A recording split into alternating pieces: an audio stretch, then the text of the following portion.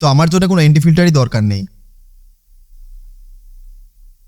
না, আছে, ND filter দরকার আছে।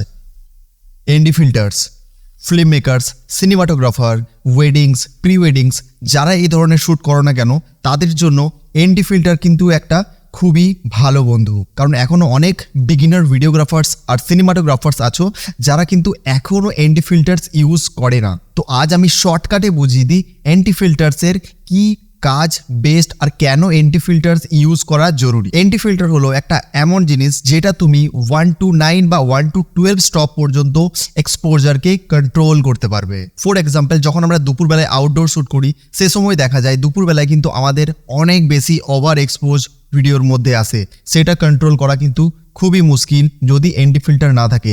যদি তোমার কাছে এনডি ফিল্টার থাকে তাহলে কিন্তু 1 to 9 বা 1 to 12 স্টপ পর্যন্ত তুমি তোমার এক্সপোজারকে খুবই ভালোভাবে কন্ট্রোল করতে পারবে, যেটা তোমার ভিডিও খুব বেশি সিনেম্যাটিক হবে আর খুব বেশি যে হার্টস এক্সপোজার থাকে সেটাকে তুমি কন্ট্রোল করতে পারবে। তো সিম্পল কথা, এনডি ফিল্টার আমাদের ওভার এক্সপোজকে কন্ট্রোল করার জন্যই কিন্তু কাজে লাগে। এবার ব্যাপার আসছে এনডি ফিল্টার কোনটা বেশি ভালো আর কোনটা বেশি ভালো কাজ করে। দেখো, মার্কেটে অনেক দামি দামি এনডি ফিল্টার্স অ্যাভেলেবেল আছে, তার মধ্যে বেস্ট কোনটা চলো আমি তোমায় বলছি। আমি কিন্তু ইউজ করি KNF এর এনডি ফিল্টার।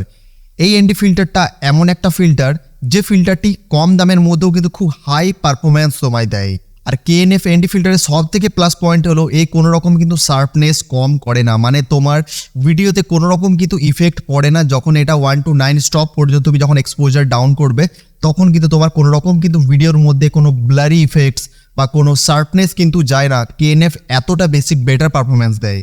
আর আমি আমার আউটডোর শ্যুটে 80% কভারেজ কিন্তু আমি এনডি ফিল্টারকে ইউজ করি। তো যারা যারা এনডি ফিল্টার এখনও ইউজ করো না, এনডি ফিল্টার ইউজ করা শুরু করো, দেখবে তোমার ভিডিওর মধ্যে কোয়ালিটি আরও বেশি ইনহ্যান্স হয়ে যাবে, আরও বেশি সিনেম্যাটিক ফিল আসবে, বেটার কালার গ্রেডিং হবে।